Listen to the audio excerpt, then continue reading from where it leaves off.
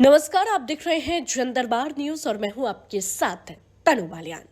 Bulletin की शुरुआत करते हैं इस वक्त की बड़ी खबर के साथ। आपको बता दें, छत्तीसगढ़ के रायपुर से बड़ी खबर सामने आ रही है, जहां महादेव व सट्टा ऐप का संचालन करने वाले सौरभ चंद्राकर को इंटरपोल के अधिकारियों ने दुबई से गिरफ्तार कर लिया है। जी हां, दुबई की पुलिस और स्थानीय फोर्स के साथ मिलकर सीबीआई और ईडी के अधिकारियों ने सौरभ चंद्राकर से जुड़ी हर डिटेल इंटरपोल को दी थी। 7 दिन के अंदर भारत लाया जा सकता है। बताया जा रहा है कि गिरफ्तारी के बाद इंटरपोल के अफसर ने भारतीय विदेश मंत्रालय को खबर दी है। अब सौरभ चंद्राकर को भारत और फिर जल्द ही रायपुर लाने की तैयारी की जा रही है। इसके लिए दस्तावेजी काम अफसर जल्द से जल्द निपटा रहे हैं। प्रवर्तन निदेशालय सूत्रों से मिली जानकारी के मुताबिक लंबे वक्त से अधिकारी दुबई में अपनी पहचान छुपाकर रुके हुए थे। सौरभ चंद्राकर के ठिकानों के आसपास अधिकारी नजर भी रख रहे थे। इसके बाद मौका मिलते ही सौरभ चंद्राकर को गिरफ्तार कर लिया गया। रुक कर लेते हैं अगली बड़ी खबर का। आपको बता दें, अगली बड़ी खबर दिल्ली से सामने आ रही है, जहां दिल्ली के परिवहन मंत्री कैलाश गहलोत ने विधायक परमिला टोकस के साथ वसंत विहार सर्कुलर रूट पर मोहल्ला बस के ट्रायल को हरी झंडी दिखाई। मंत्री कैलाश गहलोत ने कहा, अरविंद केजरीवाल का विजन था कि दिल्ली के यात्रियों की परेशानी को कैसे दूर किया जाए, इसलिए हमने मोहल्ला बस के आइडिया को हमने दिल्ली की सड़कों पर निष्पादित करने का फैसला लिया है। ये 9 मीटर की छोटी बसें हैं जो मोहल्ला बस के नाम से लोकप्रिय हैं। ये बहुत आरामदायक बसें हैं, इसमें बैठने वाले यात्री खुश हैं। ये रूट मुंड्रिका को जोड़ते हुए जेएनयू से गुजरते हुए आईआईटी और आर.के. पुरम को भी जोड़ता है। ये काफी महत्वपूर्ण रूट रहेगा। दिल्ली में परिवहन क्षेत्र में क्रांतिकारी काम हुए हैं। रुक कर लेते हैं अगली बड़ी खबर का। आपको बता दें कि उदयपुर के चैनपुर में संभागीय पंचायत स्तर एवं विमेंस कबड्डी का सफल आयोजन किया गया। हजारों की संख्या में दर्शक, विधायक, प्रतिनिधि, मुख्य अतिथि मौजूद रहे। सरगुजा जिले के अंबिकापुर विधानसभा के उदयपुर ब्लॉक के चैनपुर पंचायत में आज संभागीय पंचायत स्तर एवं विमेंस कबड्डी का सफल आयोजन किया गया, जिसमें मुख्य अतिथि विधायक प्रतिनिधि सौरभ अग्रवाल रहे। वहीं वरिष्ठ अतिथि चैनपुर सरपंच प्रतिनिधि राकेश सिंह, बीडीसी प्रतिनिधि अजय रवि, दीक्षित गोयल रहे। टूर्नामेंट 1 अक्टूबर से शुरू होकर 9 अक्टूबर तक चला, जिसमें विमेंस में चैनपुर और अमरोली की टीम ने फाइनल खेला और अमरोली की टीम विजेता रही। पंचायत स्तर में चैनपुर एवं गोरता की टीम ने फाइनल खेला, जिसमें गोरता की टीम विजेता रही। संभागीय स्तर में कंदराई और उदारी की टीम फाइनल खेला, जिसमें विजेता उदारी की टीम रही। प्रथम पुरस्कार 9,000 एवं द्वितीय पुरस्कार 6,000 रुपए ही स्तर के टूर्नामेंट के लिए रहा, जो कि मुख्य अतिथि एवं अतिथियों द्वारा पुरस्कृत किया गया। अंबिकापुर विधायक माननीय राजेश अग्रवाल हमेशा से खेल को बढ़ावा देते हैं। सौरभ अग्रवाल द्वारा समिति को सफल आयोजन के लिए बधाई दी, साथ ही सभी खिलाड़ियों को बधाई देते हुए उत्साहवर्धन किया। सौरभ अग्रवाल लगातार क्षेत्र में खेल के प्रति युवाओं को प्रेरित कर रहे हैं। राकेश सिंह ने सभी का आभार व्यक्त किया। हजारों की संख्या में दर्शक मैच देखने आए थे और चैनपुर में टूर्नामेंट हमेशा से ही भव्य रूप से आयोजित होता आ रहा है।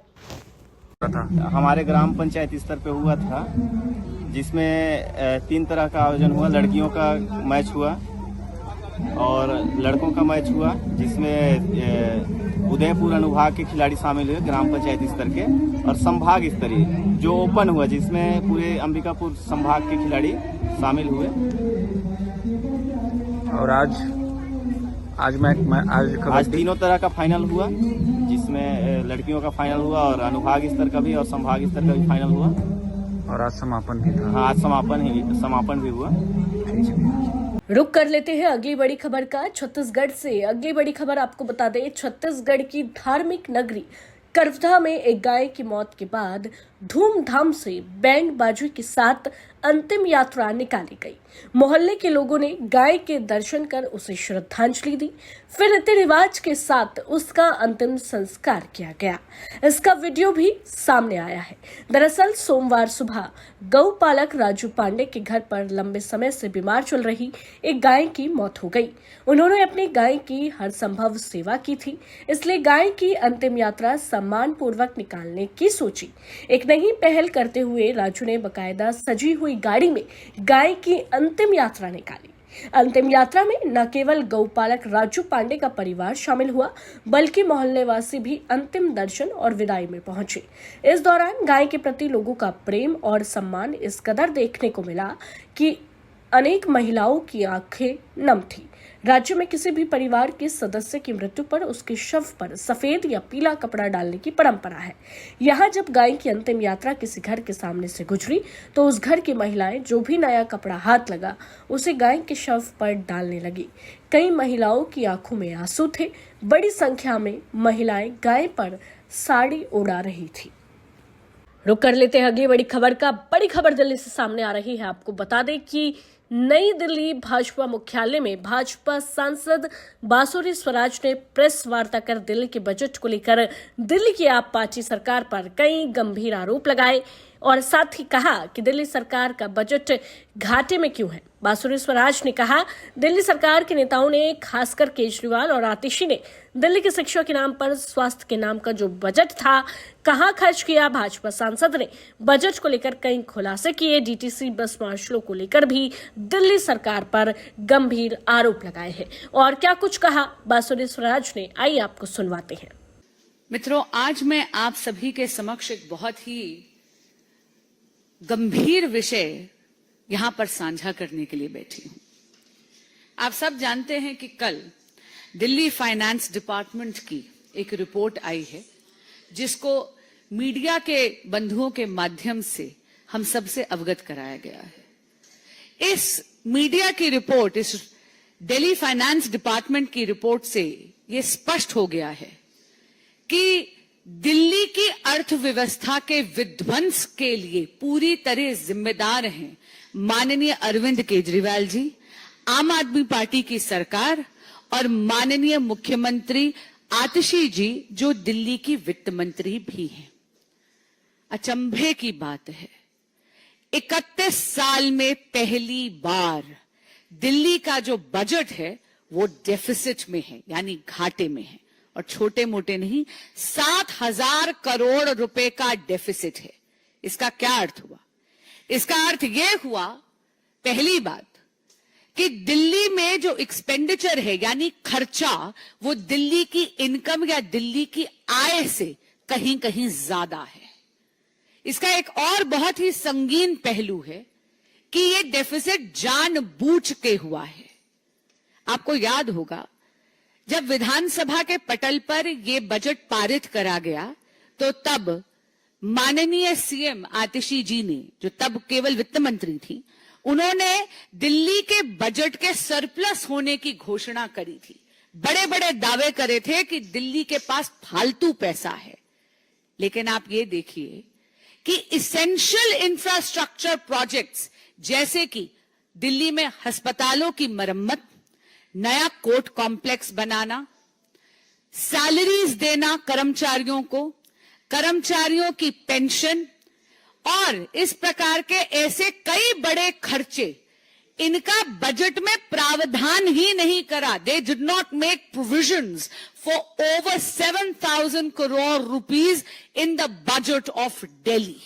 ये जानबूझ के करा गया क्योंकि दिल्ली सरकार ये झूठ फैलाना चाहती थी, जनता को भ्रमित करना चाहती थी कि दिल्ली के पास सरप्लस पैसा है। अगर आप देखेंगे तो आम आदमी पार्टी की सरकार ने जानबूझ के दिल्ली के अकाउंट्स फज करे हैं।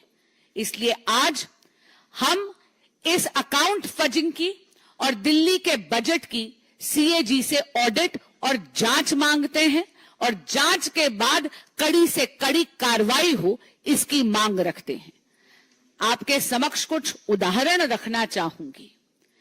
माननीय आतिशी जी केजरीवाल जी और आम आदमी पार्टी की सरकार को पता था कि दिल्ली के पास पैसे की किल्लत है और इसीलिए आपको याद होगा अचानक उन्होंने एक पन्ने का ऑर्डर निकाला और 10,000 से बस मार्शल्स को बड़ी क्रूरता और निर्ममता से नौकरी से निकाल दिया।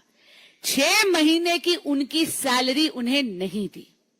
इसी तरह क्योंकि दिल्ली सरकार के पास पैसा नहीं है, उन्होंने झूठ बोला था कि बजट में सरप्लस है। 7,000 करोड़ रुपए का उन्होंने बजट में डेफिसिट रखा जानबूझकर।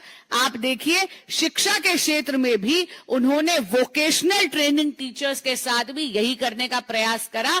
बड़ी बेरहमी से एक पन्ने के ऑर्डर से उनको भी निकाल दिया नौकरी से।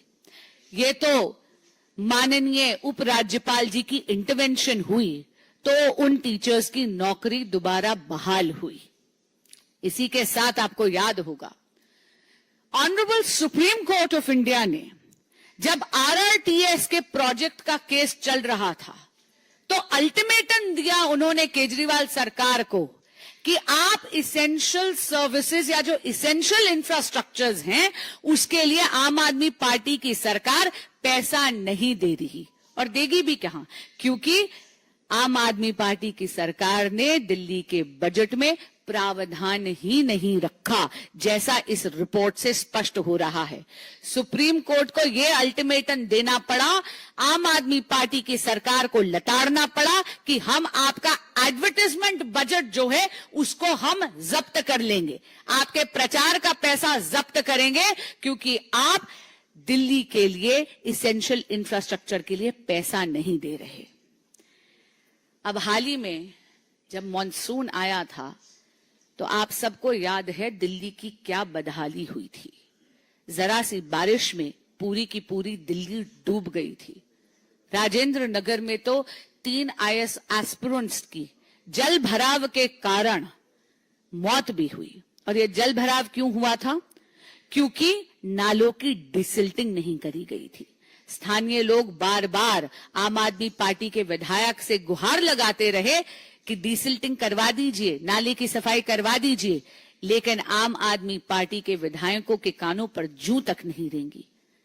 कल की ये जो दिल्ली फाइनेंस डिपार्टमेंट की रिपोर्ट है, इसमें यह भी स्पष्ट हो गया कि नजफगढ़ ड्रेन की डिसिल्टिंग के पैसे को भी इस बजट में इंक्लूड नहीं करा गया था। अरे जब आपके संज्ञान में यही नहीं होगा कि आपको नालों की सफाई करवानी बहुत ज्यादा अनिवार्य है, आप उसके लिए बजट में प्रावधान ही नहीं करेंगे, तो स्वाभाविक सी बात है कि आप अपनी जिम्मेदारी भी नहीं निभाएंगे। ये दिल्ली जो डूब रही है, नालों की जो सफाई नहीं हो रही, ये इसलिए हो रही है क्योंकि आम आदमी पार्टी की सरकार सत्ता में इतनी मोह में मदमस्त है कि वो इनकी डिसिल्टिंग के प्रावधान भी नहीं कर रही बजट में। आम आदमी पार्टी की सरकार केवल प्रचार प्रसार और भ्रष्टाचार में लिप्त है। ये ऐसी बेपरवाह सरकार है जिसके लापरवाह मुखिया केवल सत्ता की फिक्र करते हैं, लेकिन दिल्ली वासियों की फिक्र नहीं करते। और इसीलिए 31 साल में पहली बार एक नई उपलब्धि केजरीवाल सरकार ने अपने खिलाफ दर्ज जरूर करवाई है कि पहली बार दिल्ली का बजट 7,000 करोड़ रुपए के डेफिसिट में है। धन्यवाद। जी,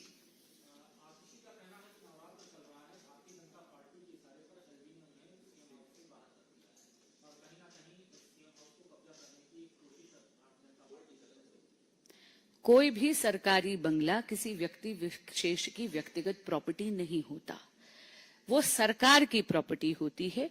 उसको विकेट करने के लिए, उसके आवंटन के लिए, उसको ऑक्यूपाई करने के लिए एक पूरा प्रोसीजर होता है। प्रोसीजर अगर फॉलो नहीं करा जाता है तो स्वाभाविक सी बात है कि वहां पर कार्रवाई की आवश्यकता होती है। फिर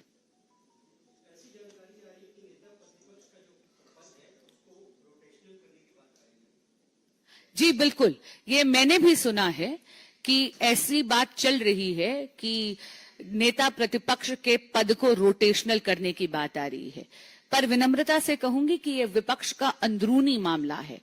हाँ, इतना जरूर है कि विपक्ष के दलों में ऐसे कई नेता हैं जो नेता प्रतिपक्ष का कार्यभार संभालने के लिए काफी सक्षम है, लेकिन अगर इंडी अलायंस को ये लगता है कि माननीय राहुल गांधी जी पूरी कर्तव्य निष्ठा से अपना ये पदभार नहीं संभाल पा रहे हैं, तो ये निर्णय उन्हें लेना है। लेकिन नेता प्रतिपक्ष के या लीडर ऑफ ऑपोजिशन की पोजीशन को रोटेशनल करने की ये जो बात चल रही है, ये मैंने भी सुनी है, पर ये उनका अंदरूनी मामला है।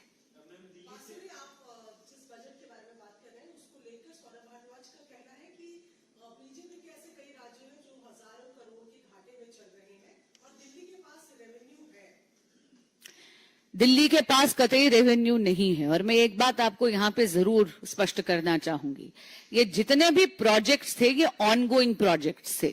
चाहे अस्पताल की मरम्मत की बात हो, चाहे कोर्ट कॉम्प्लेक्स बनाने की बात हो, चाहे सैलरीज देने की बात है, चाहे पेंशन देने की बात है, इनमें से कोई भी ऐसा खर्चा नहीं है जो नया खर्चा है, जो अचानक से अकस्मात इस सरकार पर गिरा है। इसका प्रावधान करना, इसके लिए प्रोविजंस बनाना बजट में, ये उनकी फिड्यूशरी ड्यूटी है, ये उनके अधिकार क्षेत्र में है, उनकी जिम्मेदारी है।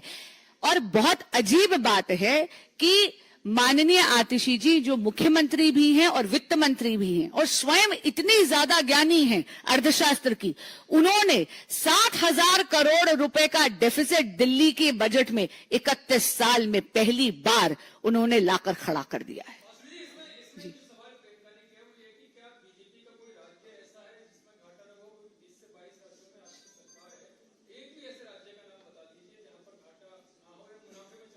ऐसा कोई भी भाजपा रूल्ड स्टेट नहीं है जहां पर इसेंशियल सर्विसेज पर असर पड़ रहा है।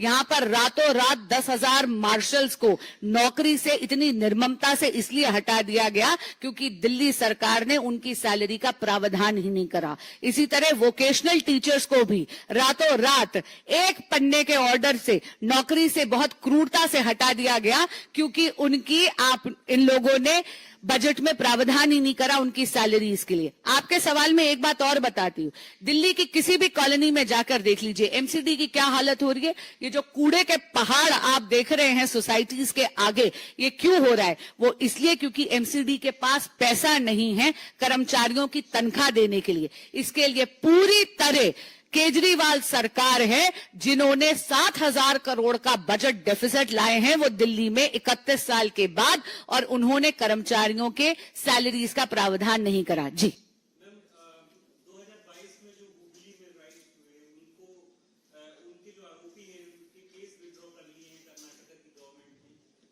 इस पर बीजेपी की क्या प्रतिक्रिया है? इसको मैं पिछली I'm absolutely flabbergasted. This is nothing but politics of appeasement. This was a very, very serious allegation. There were attacks on a police station. Over 158 people were involved in this case of serious rioting. There were injuries which was caused to police personnel. But it seems that for selfish interests of politics, that is why in case of, like I said, the Karnataka government is only practicing politics of appeasement. I'm really, really shocked to see that the Deputy Chief Minister, Shri Shiv Kumar, actually wrote to the Karnataka Police Department asking for withdrawal of these cases, and this is in contravention to the report submitted both by the Police Department as well as the Law Department. ये कुछ नहीं है, ये तुष्टीकरण की राजनीति है और ये बहुत ज्यादा शॉकिंग है क्योंकि इसमें 158 से ज्यादा लोग अभियुक्त हैं इन केसेस में। ये बहुत संगीन आरोप हैं जहां पर पुलिस के थाने पर अटैक हुए थे। न जाने कितने पुलिस पर्सनल्स को इसमें चोट भी लगी थी, उनको इंजरीज भी आई थी। यहां तक कि बोथ लॉ डिपार्टमेंट की और पुलिस डिपार्टमेंट की रिपोर्ट के विरुद्ध जाकर यहां पर आप देखेंगे कि कर्नाटक की सरकार तुष्टीकरण की राजनीति कर रही है। माननीय डेप्यूटी सीएम जो कर्नाटक के हैं शिव कुमार जी, उन्होंने पुलिस डिपार्टमेंट को लिखा है कि ये केसेस विड्रॉ करने चाहिए। अगर देश के रक्षकों की ही ये सरकार रक्षा नहीं कर सकती तो ये लोकतंत्र की रक्षा क्या कर सकती है? धन्यवाद। मिशन शक्ति के अंतर्गत शारदीय नवरात्रि के अवसर पर उत्तर प्रदेश सरकार द्वारा एक सांस्कृतिक कार्यक्रम का आयोजन मोहन नगर दुर्गा मंदिर में किया गया, जिसका आयोजन जिला प्रशासन, जिला पर्यटन एवं सांस्कृतिक परिषद गाजियाबाद के द्वारा किया गया। मौके पर जिला सूचना अधिकारी YP सिंह मौजूद थे। उनके साथ क्षत्रिय महासभा अखंड भारत के राष्ट्रीय महासचिव ठाकुर अश्विनी सिंह टीम के साथ पूरे समय कीर्तन एवं लोकगीत मंदिर प्रांगण में मौजूद रहे। नवरात्र का उत्सव मनाया जा रहा है, जिसको भक्तों की अपार भीड़ में एक अलग उमंग है। उत्साह युक्त शक्ति के प्रति भक्ति भावना भक्तों में देखने को मिली, जो माननीय मुख्यमंत्री जी को पुण्य कार्य में भागीदार बनते देख रहे थे। देखे कार्यक्रम की कुछ झलकियां।